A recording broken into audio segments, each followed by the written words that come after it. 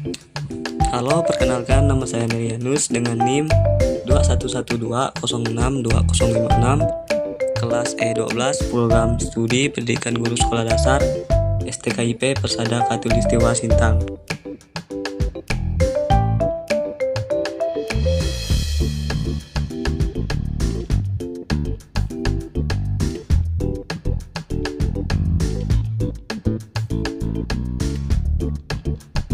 Baik, di sini saya akan menjelaskan materi tentang analisis struktur kurikulum IPS dalam dimensi konsep dasar IPS.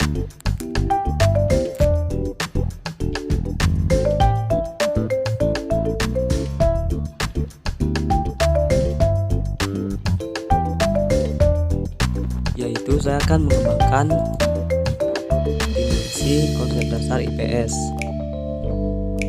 Dimensi dalam pembelajaran IPS diajarkan secara terpadu dari 4 kajian, yaitu geografi, ekonomi, sejarah, dan sosiologi melalui pendekatan tema.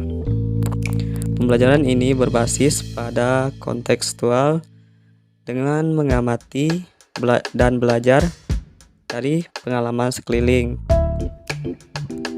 Menurut Sapria, program pendidikan IPS yang komprehensif adalah program yang mencakup 4 dimensi, yaitu dimensi pengetahuan, dimensi keterampilan, dimensi nilai dan sikap, dan dimensi tindakan.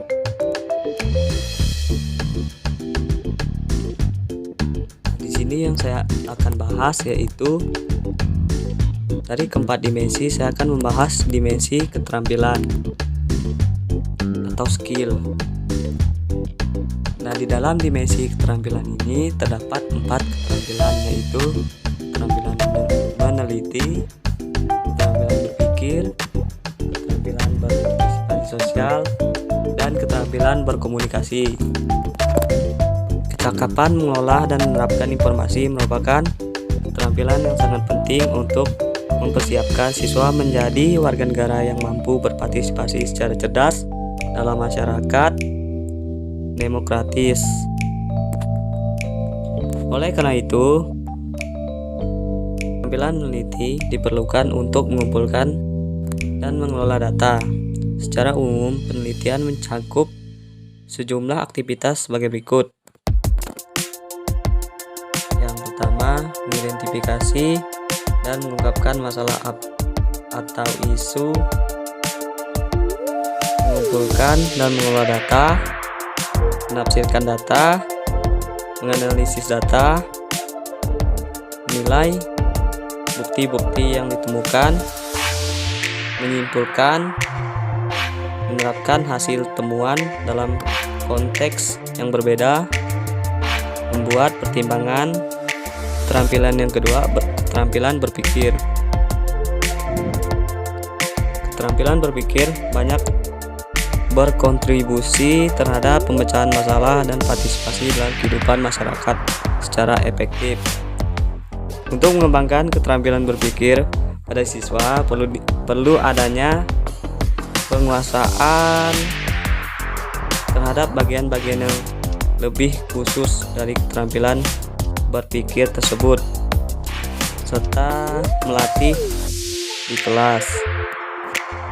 Yang ketiga, keterampilan partisipasi sosial. Dalam belajar IPS, siswa perlu dibelajarkan bagaimana berinteraksi dan bekerja sama dengan orang lain. Kalian bekerja dalam kelompok sangat penting karena dalam kehidupan bermasyarakat begitu banyak orang menggantungkan hidupnya melalui kelompok.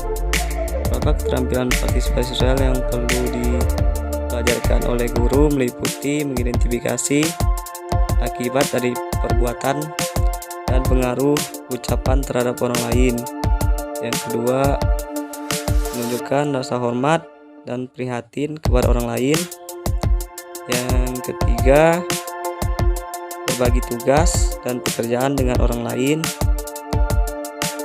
berbuat efektif sebagai anggota kelompok, mengambil berbagai peran kelompok,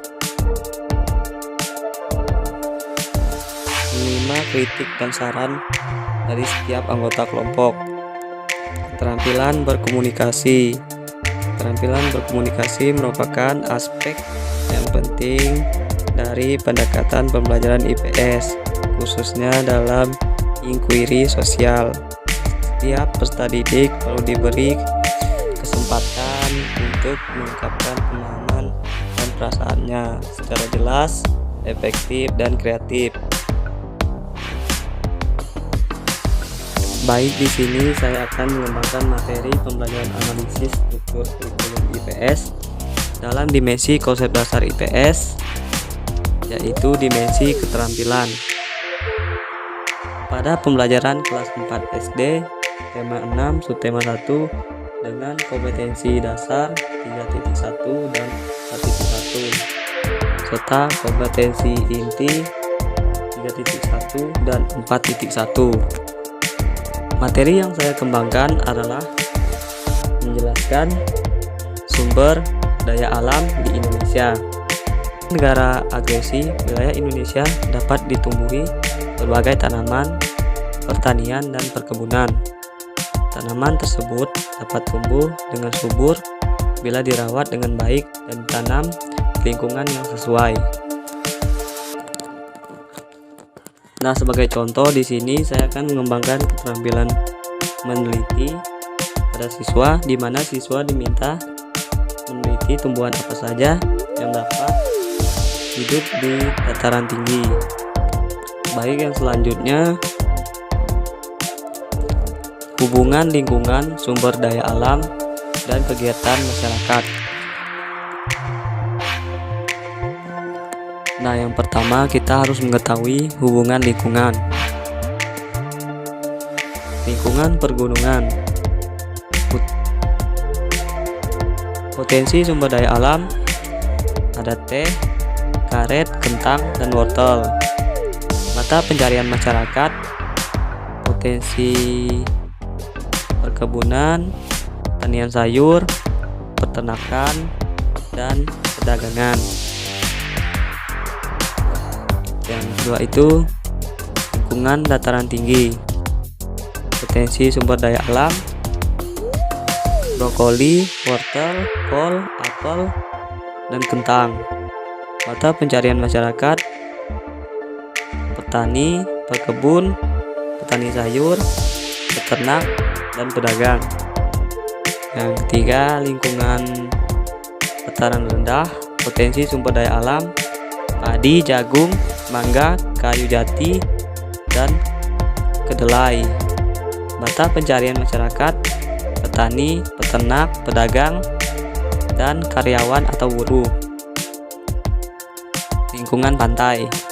Potensi sumber daya alam, ikan, kerang, rumput laut, garam, terumbu karang, kelapa, dan tanaman bakau. Mata pencarian masyarakat, nelayan, dagangan ikan, petani garam, dan kelapa. Ini sumber daya alam memiliki hubungan dengan lingkungan. Mata pencarian atau pekerjaan masyarakat juga sesuai dengan lingkungan atau tentang alamnya. Dengan demikian, lingkungan mengaruhi sumber daya alam yang dihasilkan dan mata pencarian masyarakat. Baik, sekian materi yang dapat saya sampaikan. Semoga bermanfaat. Terima kasih.